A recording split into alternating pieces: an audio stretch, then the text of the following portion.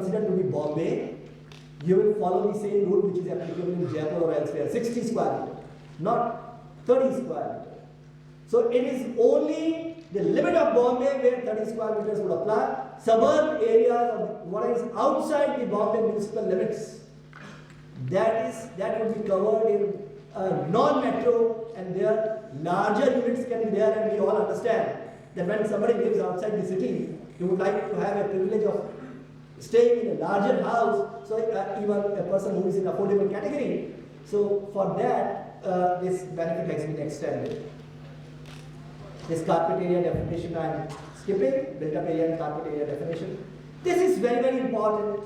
You know, Bombay High Court judgment of Justice Kapadia and Delhi High Court judgment, and all those judgments, this is a very grey area that how there should be a tax in respect of joint development agreements.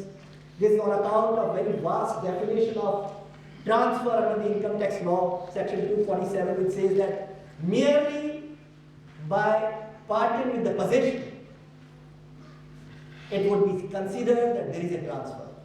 Even if you have not entered into an executed sale deed, just the possession has been given, control has been given, then it shall be considered to be transfer and capital gain would be applicable. So what happens if there is a deal between owner and builder?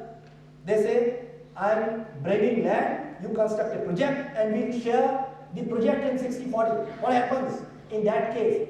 If the documents are saying, which most documents say, that possession is being transferred to the developer, then what happens? The poor owner, although he has a huge land having a very high value, but he doesn't get a cash flow unless the project is sold, because he is getting the built-up area and then he will be selling it, or he will be getting the money. But he is taxed on day one on signing of development agreement itself as per the Bombay High Court judgment. Of course, the Delhi High Court has diluted that position by saying that merely by power of attorney or entering into joint development agreement, it will not be charged, because it is not really a possession, it is just a permission. There is a difference between possession and license. License, owner gives not the possession to the developer, but only the license or the authority to enter into only for the purpose of construction, not as owner. And therefore it doesn't come in the definition of possession as per section 53A of the Transfer of Property Act. But because of this grey area in the law, there is no Supreme Court judgment as of now, but because of this grey gap in the law, what they have mentioned is, they have given the benefit to the owners. They are saying that if you have entered into a specified transaction, which they have defined, joint development agreement, where you will be getting the built-up area with or without cash. You will be getting some portion, maybe 2 flats and 10 crore rupees, maybe 1 flat, maybe 40% flats, whatever. You are getting portion out of the developed property. In that case, what they say, we will not tax you on day one when possession, when there is a signing of joint development agreement.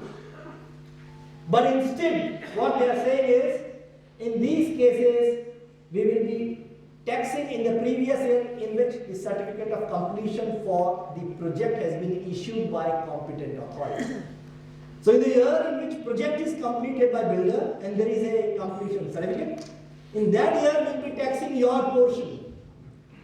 And how we will be taxing that? Because you are getting 40% portion. That is also a question which many chartered accountant friends keep on asking, how the owner will be taxed. They have clarified now.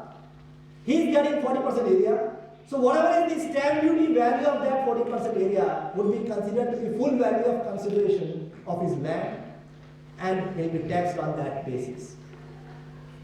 And however, what they mentioned, that if somebody has sold it prior to completion certificate and received cash, he has converted his share into cash, then of course they will be taxing. If he has already sold his share to someone, to the developer or anyone else, and he has received money, then they will not postpone the taxation until the last. So that's how it will happen. So it has clarified many things. One is that it would be charged under capital gains head. For owner, it will not be business income. Second, taxation would be at the last. Third, if the conversion into cash is earlier, then taxation would be earlier.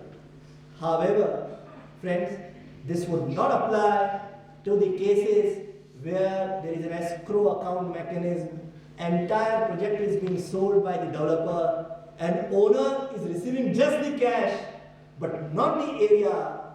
There, it is not falling in this new provision, and that would mean that in those cases, the present regime would continue to apply, and if your document says it is possession which you have parted with, then it would not wait for even receipt of money on day one, whether or not you have received amount, it would be charged to tax.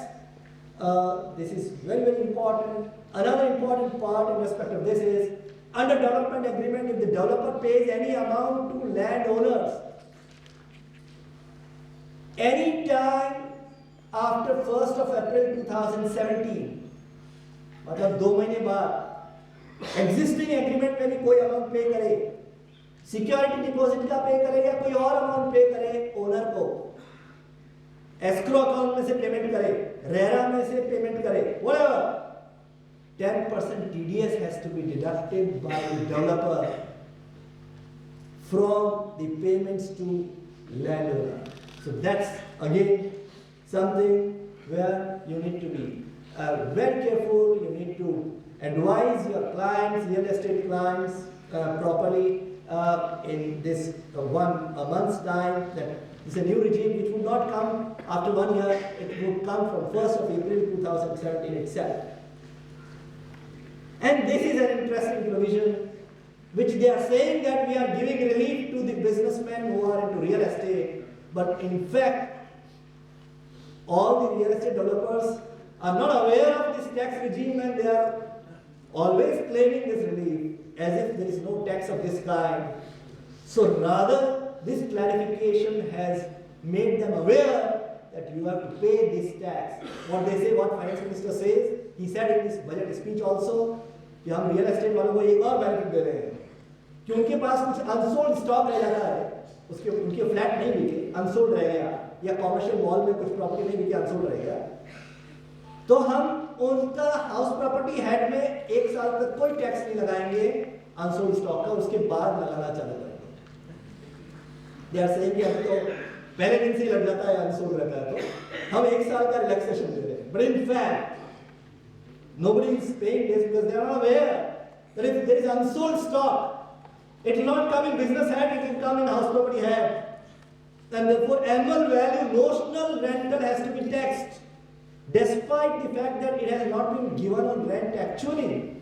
But if it remains unsold, you have to pay tax on notional rent.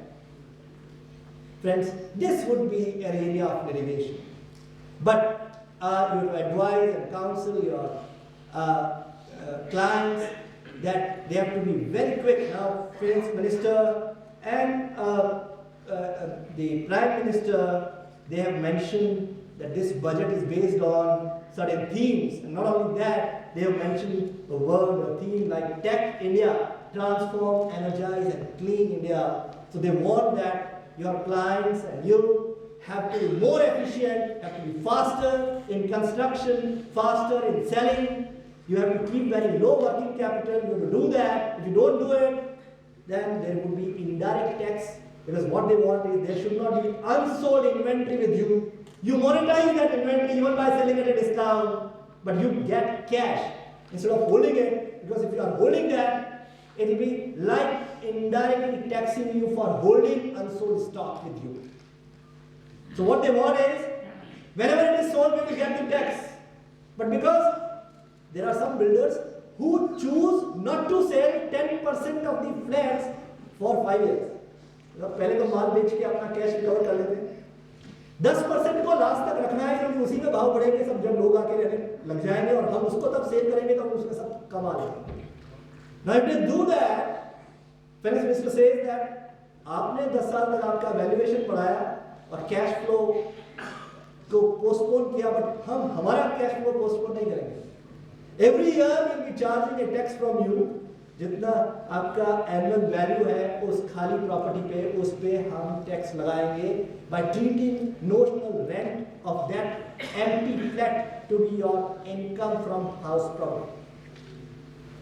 Now this is applicable from next year, assessment year 2019, but this would mean आपका कोई empty stock है और वो 31 मार्च को आपके पास unsold पड़ा है stock, so you have to keep in mind this provision has come into force, and there may be two views of this.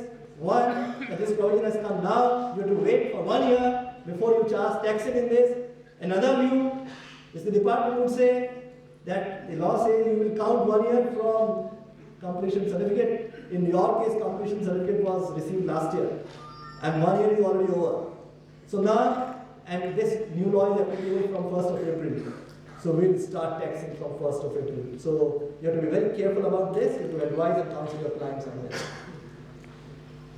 I think our honorable chief guest mentioned this provision very clearly, that finance minister has given a bonanza to all those who held immovable property. All of us are aware that from 1981 to 2001 was the period where there was a substantial increase in real estate prices during this 20-year period. And they have completely exempted the appreciation of value of real estate during this 20 year. आपकी property आप आज भी बेच रहे हैं, लेकिन जो increase property की वैल्यू में 2001 तक हुआ है वो पूरा टैक्स से माफ कर दिया है. सच ए प्रोविजन.